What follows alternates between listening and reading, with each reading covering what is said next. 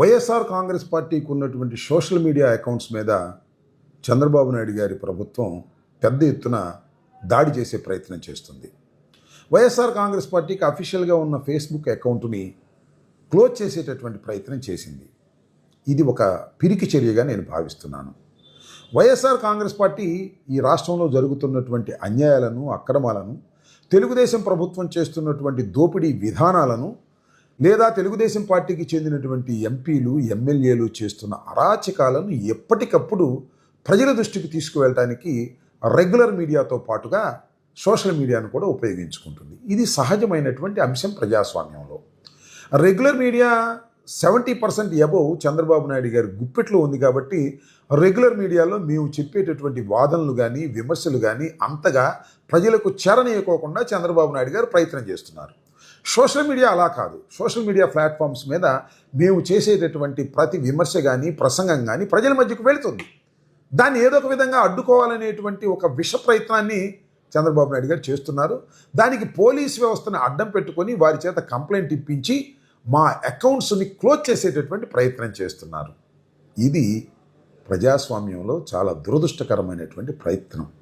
ఇంకో మాట చెప్పాలంటే ఇది భావ ప్రకటన స్వేచ్ఛ మీద జరుగుతున్న దాడిగా మనం భావించాలి. మేము అనేకమైన విమర్శలు చేస్తాం. ఆ విమర్శలు సద్విమర్శలా లేక సద్విమర్శలు కాదా అని నిర్ణయించవలసింది ప్రభుత్వాలు కావు. ఖచ్చితంగా ప్రజలు నిర్ణయించాలి. ప్రజలకు చేరవేయాలి. ప్రజలకు చేరవేసేటటువంటి ప్రయత్నం మేము చేస్తుంటే అవి తప్పుడు ప్రచారాన్ని చెప్పడానికి మీరెవరని చంద్రబాబు నాయుడు గారిని అడుగుతా ఉన్నా. ఇది ఒక విధంగా చెప్పాలంటే ప్రజాస్వామ్యం మీద దాడి.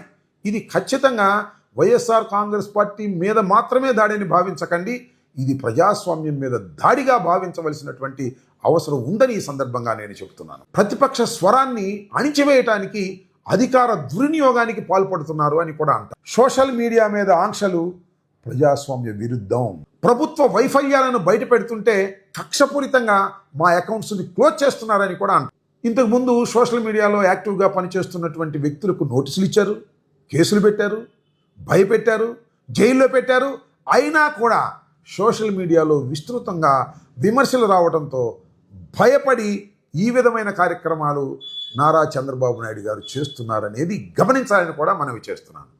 ఇప్పుడు కూడా ఇలాంటి చర్యలు ఎప్పుడు చేస్తారంటే పోగాలము దాపరించినప్పుడే ఇలాంటి చర్యలకు పాల్పడతారు. తెలుగుదేశం పార్టీ కూటమి ప్రభుత్వం చంద్రబాబు నాయుడు గారికి పోగాలము దాపరించింది కాబట్టే ఇలాంటి కార్యక్రమాలు చేస్తున్నారు. ఇది ప్రజాస్వామ్యవాదులందరూ ఖండించాలని కూడా ఈ సందర్భంగా నేను మనవి చేస్తున్నాను. దీన్ని వైఎస్ఆర్ కాంగ్రెస్ పార్టీ ఇంతటితో వదిలిపెడుతుందని అనుకోకండి. ఖచ్చితంగా దీని మీద న్యాయ పోరాటం సాధిస్తాం. న్యాయం జరిగేంతవరకు మా పోరాటం కొనసాగుతుంది.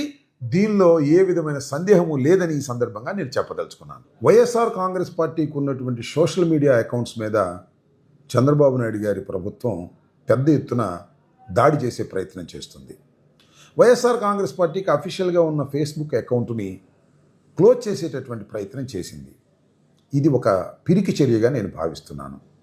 వైఎస్ఆర్ కాంగ్రెస్ పార్టీ ఈ రాష్ట్రంలో జరుగుతున్నటువంటి అన్యాయాలను, అక్రమాలను, తెలుగుదేశం ప్రభుత్వం చేస్తున్నటువంటి దోపిడీ విధానాలను, లేదా తెలుగుదేశం పార్టీకి చెందినటువంటి ఎంపీలు, ఎమ్మెల్యేలు చేస్తున్న అరాచకాలను ఎప్పటికప్పుడు ప్రజల దృష్టికి తీసుకువెళ్ళటానికి రెగ్యులర్ మీడియాతో పాటుగా సోషల్ మీడియాను కూడా ఉపయోగించుకుంటుంది. ఇది సహజమైనటువంటి అంశం ప్రజాస్వామ్యంలో. Regular media 70% above Chandrababu Naidu గారి గుప్పెట్లో ఉంది కాబట్టి రెగ్యులర్ మీడియాలో మేము చెప్పేటటువంటి వాదనలు కానీ, విమర్శలు కానీ అంతగా ప్రజలకు చేరనీయకోకుండా చంద్రబాబు నాయుడు గారు ప్రయత్నం చేస్తున్నారు. సోషల్ మీడియా అలా కాదు. సోషల్ మీడియా ప్లాట్ఫామ్స్ మీద మేము చేసేటటువంటి ప్రతి విమర్శ కానీ, ప్రసంగం కానీ ప్రజల మధ్యకు వెళుతుంది. దాన్ని ఏదో ఒక విధంగా అడ్డుకోవాలనేటువంటి ఒక విష ప్రయత్నాన్ని చంద్రబాబు నాయుడు గారు చేస్తున్నారు. దానికి పోలీస్ వ్యవస్థను అడ్డం పెట్టుకొని వారి చేత కంప్లైంట్ ఇప్పించి మా అకౌంట్స్ని క్లోజ్ చేసేటటువంటి ప్రయత్నం చేస్తున్నారు. ఇది ప్రజాస్వామ్యంలో చాలా దురదృష్టకరమైనటువంటి ప్రయత్నం. ఇంకో మాట చెప్పాలంటే ఇది భావ ప్రకటన స్వేచ్ఛ మీద జరుగుతున్న దాడిగా మనం భావించాలి. మేము అనేకమైన విమర్శలు చేస్తాం. ఆ విమర్శలు సద్విమర్శలా లేక సద్విమర్శలు కాదా అని నిర్ణయించవలసింది ప్రభుత్వాలు కావు. ఖచ్చితంగా ప్రజలు నిర్ణయించాలి.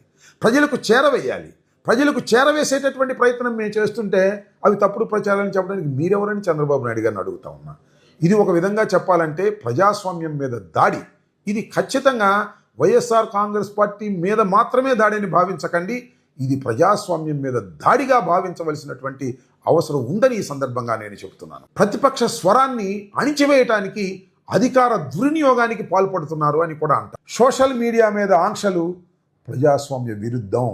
ప్రభుత్వ వైఫల్యాలను బయట పెడుతుంటే కక్షపూరితంగా మా అకౌంట్స్ని క్లోజ్ చేస్తున్నారని కూడా అంటారు. ఇంతకుముందు సోషల్ మీడియాలో యాక్టివ్గా పనిచేస్తున్నటువంటి వ్యక్తులకు నోటీసులు ఇచ్చారు, కేసులు పెట్టారు, భయపెట్టారు, జైల్లో పెట్టారు.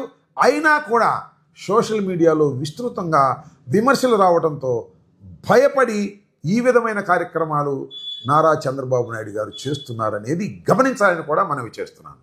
ఇప్పుడు కూడా ఇలాంటి చర్యలు ఎప్పుడు చేస్తారంటే పోగాలము దాపరించినప్పుడే ఇలాంటి చర్యలకు పాల్పడతారు. తెలుగుదేశం పార్టీ కూటమి ప్రభుత్వం చంద్రబాబు నాయుడు గారికి పోగాలము దాపరించింది కాబట్టే ఇలాంటి కార్యక్రమాలు చేస్తున్నారు. ఇది ప్రజాస్వామ్యవాదులందరూ ఖండించాలని కూడా ఈ సందర్భంగా నేను మనవి చేస్తున్నాను. దీన్ని వైఎస్ఆర్ కాంగ్రెస్ పార్టీ ఇంతటితో వదిలిపెడుతుందని అనుకోకండి. ఖచ్చితంగా దీని మీద న్యాయ పోరాటం సాధిస్తాం.